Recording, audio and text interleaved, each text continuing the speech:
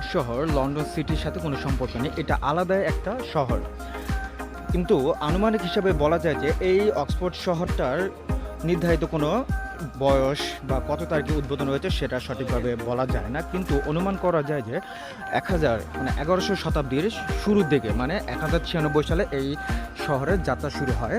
এবং তখনকার রাজা, দ্বিতীয় রাজা হেনরি, তিনি এখানকার স্টুডেন্টের জন্য, ছাত্রছাত্রীদের জন্য একটা নিষেধাজ্ঞা তৈরি করেন। সেটা হচ্ছে যে এই শহরের যারা ছাত্রছাত্রী আছে তারা প্যারিসে কোনো ভার্সিটিতে পড়াশোনা করতে পারবে না। কারণটা হচ্ছে তিনি চাইতো না যে ইংরেজরা বা ছাত্রছাত্রীরা অন্য দেশে গিয়ে পড়াশোনা করে তাদের আয় বাড়ুক, সেটা কখনো চাইতো না। আমি যতটুকু জানতে পারছি উইকিপিডিয়া তথ্য অনুসারে, পরবর্তীতে যখন রাজা হেনরি ভার্সিটিতে পড়াশোনার জন্য অন্য দেশে পড়াশোনার জন্য যখন নিষেধাজ্ঞা দিয়ে থাকে, ফলে এই দেশের ছাত্রছাত্রীরা এখানে অক্সফোর্ডে পড়াশোনা শুরু করেন, যার ফলে এর চাহিদা এবং জনপ্রিয়তা বেড়ে যায়।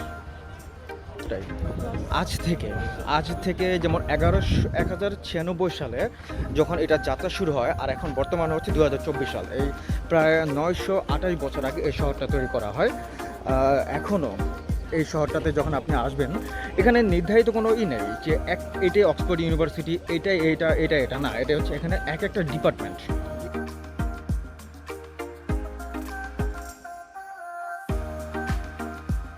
এই শহরের দিনের চিত্র এক, রাতের চিত্র আরেক।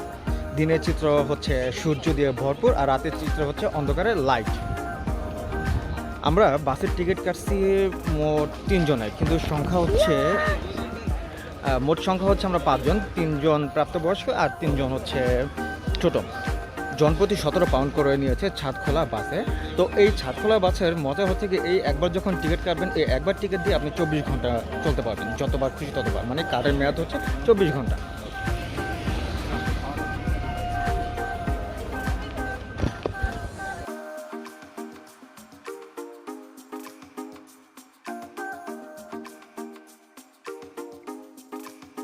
তবে আমি মনে করি বাসে না ওঠাটাই ভালো, কারণ তারা একই জায়গা দিয়ে বারবার ঘুরঘুর করে।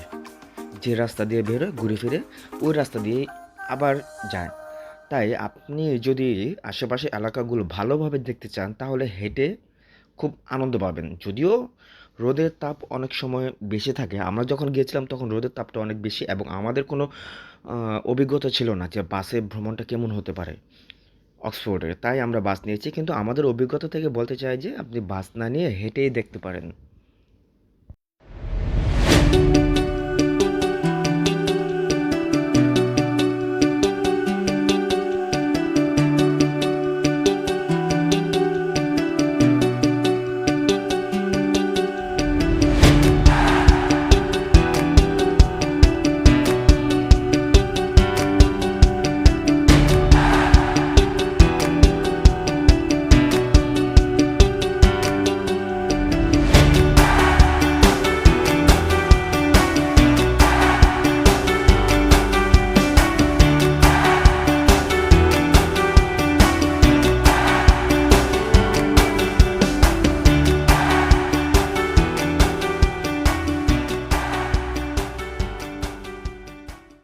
দেখো, হ্যালো, আসসালামু আলাইকুম।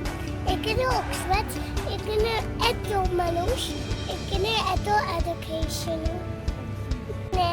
এত নাইস। দেখো, এখানে এত নাইস। দেখো, এখানে এত পিপল আসে।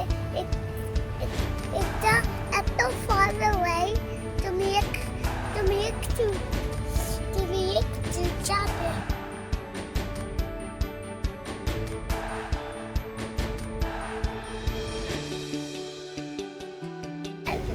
এখানে গেছি অক্সফোর্ডে। অক্সফোর্ড এত এডুকেশন আছে।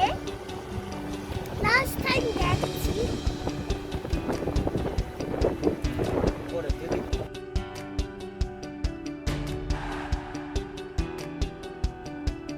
প্রথম দিকে ধর্মতত্ত্ব, আইন, চিকিৎসা বিজ্ঞান ও দর্শন এই 4টি বিভাগ নিয়ে অক্সফোর্ডে যাত্রা শুরু হয়। সেই সাথে বিশ্ববিদ্যালয়ের নিজস্ব কোনো ভবন ছিল না, ভাড়া করা হল বা চার্চে ক্লাস করানো হতো। পরে 1355 সালে রাজার এক আদেশ বলে বিশ্ববিদ্যালয়কে অক্সফোর্ড শহরে স্থান দেওয়া হয়। আনুমানিক 500 বছর পর, যেমন 1887 সালে প্রথম মহিলা কলেজ লেডি মার্গারেট হল প্রতিষ্ঠিত হয়। 20 শতকে বিশ্ববিদ্যালয়টি আরও সংস্কার সহ বিজ্ঞানের গুরুত্ব সহ নতুন বিভাগ খোলা হয়। গঠনতন্ত্র বোর্ড সম্পর্কে একটু আলোচনা করা যাক।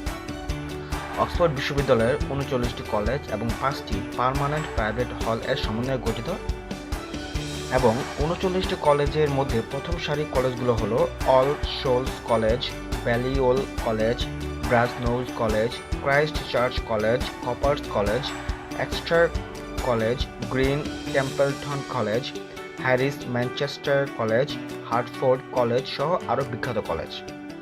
আমরা জানি যে এই কলেজে আরও অনেক বিখ্যাত লোকগুলো পড়াশোনা করছেন, যেমন তাদের মধ্যে হলো এই পর্যন্ত 4 জন ইংরেজ রাজা, 8 জন বিদেশি রাজা, 47 জন নোবেল পুরস্কার বিজয়ী, 25 জন ব্রিটিশ প্রধানমন্ত্রী, 28 জন বিদেশি প্রেসিডেন্ট ও প্রধানমন্ত্রী, 7 জন সেন্ট বা সাধু, 18 জন কার্ডিনাল ও 1 জন পোপ এই বিশ্ববিদ্যালয়ের শিক্ষার্থী ছিলেন। এদের মধ্যে রয়েছেন John Wesley, Oscar Wilde, Cecil Rhodes, Edmond Halley, Stephen Hawking, Tim Berners, Hugh Grant, Rupert Murdoch, Margaret Thatcher ইত্যাদি সহ আরও বিখ্যাত ব্যক্তি।